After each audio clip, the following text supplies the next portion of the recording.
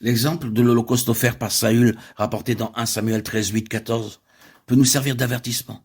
Il offrit lui-même l'Holocauste au moins pour 3 raisons. Tout d'abord, il voyait que le peuple se dispersait loin de lui. Ensuite, Samuel n'était pas venu au temps fixé. Et enfin, les Philistins s'étaient rassemblés à Michmash et étaient sur le point de venir l'attaquer à Gilgal. À cause de tout cela, il s'était fait violence pour offrir l'Holocauste. Saül n'avait rien fait de mal car il avait offert un sacrifice au Seigneur. Il pensa dans son cœur, comment pouvoir recevoir l'aide si nécessaire du Seigneur sans prier. Il en conclut que s'il priait davantage, il s'attirerait les faveurs de Dieu.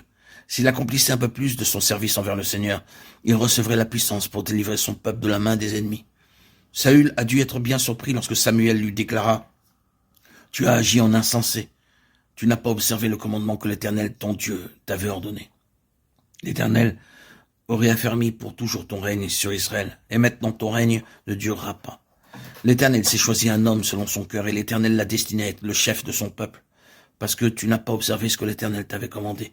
1 Samuel 13, 13, 14. Le « je me suis dit » au verset 12 de Saül n'était pas un ordre de Dieu. Par cela même, nous apprenons que Dieu désire que nous le servions selon ses ordres et non pas d'après nos pensées ou nos suppositions. Toute œuvre qui a pour base nos suppositions ou nos plans sera rejetée par le Seigneur, car il cherche un homme selon son cœur. Il apprécie beaucoup plus notre obéissance que ce que nous faisons. Écouter sa parole vaut mieux que la graisse des béliers. 1 Samuel 15, 22. Chaque serviteur de Dieu doit se souvenir de cela.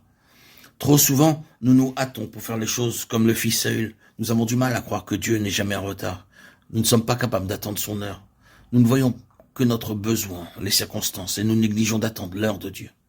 C'est ainsi que nous faisons ce que le Seigneur ne nous a pas ordonné.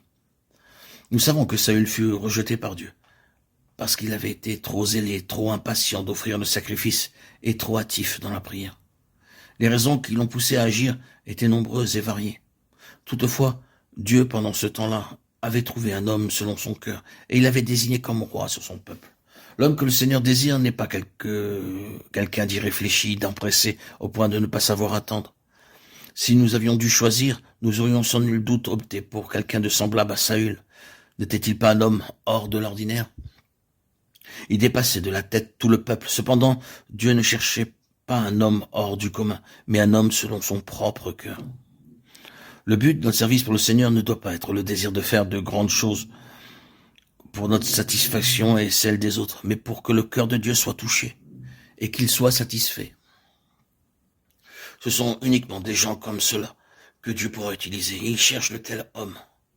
Tu as agi en insensé, tu n'as pas observé le commandement que l'Éternel, ton Dieu, t'avait ordonné. L'Éternel aurait affermi pour toujours ton règne sur Israël, et maintenant ton règne ne durera point. L'Éternel s'est choisi un homme selon son cœur, et l'Éternel